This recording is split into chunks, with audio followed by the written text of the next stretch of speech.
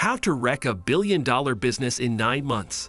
Okay, so this is a bit of a long story, but about 4 years ago, when I started college, I got work part-time at this software company in New York. It had the same business model as Salesforce. My job there was to really just fix bugs and do the odd coding work here and there. The owner was really old and started the company about 20 years ago, and it slowly evolved to involve cloud computing and a bunch of other customer relations tools for businesses. The pay wasn't all that great, but it was good as an extra income working part-time and really doing very little work because the owner really had no idea what his company did and relied a lot on his employees. Funny thing, a coworker of mine told me that the owner didn't know how to open folders and navigate them, so he had my coworker actually create shortcuts to every folder that he needed right on his desktop and name them. And one time I glanced at his computer and there were like 9 to 10 folders that were massive and took up like all of the screen with custom icons for him to differentiate them because he needed glasses but was too proud. Mind you, this is a 65-year-old man. I wear glasses, my dude, from my years of WOW, and I am 22. You are 65. Glasses are the least of your problems.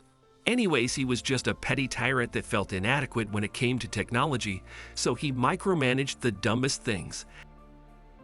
And whenever he thought we did something wrong, he would call us out on it, and then when he realized he is wrong, and we started explaining shit, he would find something else to yell at us about. Thankfully, I was part-time and never got the full brunt of the abuse from him, but the salaried workers hated him, and he had so much power with other software companies in NY that if you quit or he didn't like you, he could make getting a new job much harder. Just an overall miserable asshole. Finally, his son manages to convince him to retire after about a year of me working there. Things start changing immediately. First day in, he brought in people to do interviews with the whole staff and started plugging holes left and right. By that point, I was sufficient enough where I could parlay a better job, because my old one was just 1 hour of work a day and then 3 hours of pretending I am working whilst I am reading comic books. He found which jobs are not needed to be in the office and which jobs can be done solely at home, and just had 2/3 of the staff go home, whilst the rest went to a smaller office that they actually moved to an area closer to where most of the people worked and was far more affordable. The company thrived in that year. People were so happy to work, and I saw that our client roster doubled. Turns out when your company isn't run by an old racist, sexist, transphobic tyrant, other companies want to do business with you more often. It was amazing, and I loved working there because I could just do my work for 2 hours a day and then chill and study and watch movies in my dorm. Their retention of employees went from having half the staff change within a year of me being there to now keeping almost all employees. But all good things must come to an end. The new owner's dad was furious at these changes. He hated how his son was wasting money. Essentially, the bigger salaries and the more vacation days and all the benefits he was giving could be money he was getting in his own pocket.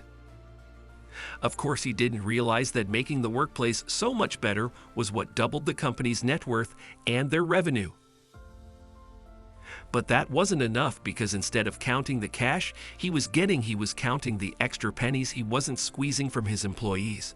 So start of 2020, right before the pandemic, the old asshole came back. He told us all to go back to the office, and honestly I was more curious than interested. He rented this insane midtown office that probably cost more in 1 year than the old office cost in 10.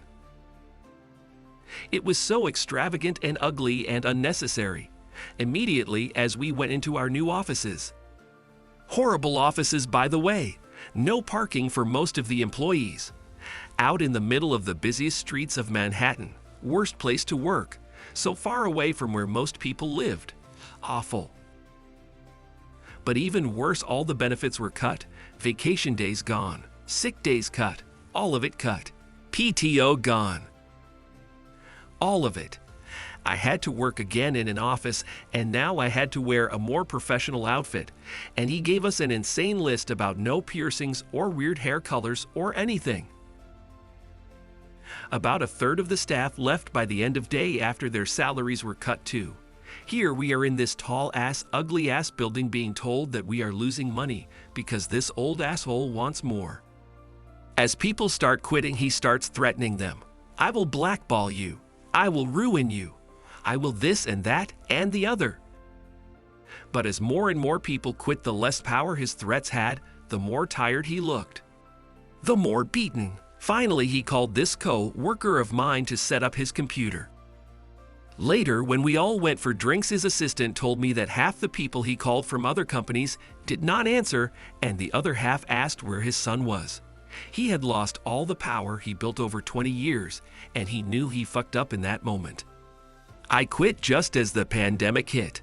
I am very fortunate and never needed the money, but the work experience and the extra money was always a nice extra for me. But this story doesn't end here. Back in spring, I graduated, and at this party for parents and students, I saw the owner's son. Let's call him Adam. So Adam, whose daughters just graduated, not only remembered me as a part-time employee, but even made a joke that he should have probably fired me because he just realized that my work was probably done in 1 hour, and the rest I just sat around. I admitted that is what I did, and we talked for a few minutes. Great guy, and to not just remember me out of 300 plus employees, but remember a bunch of other employees too.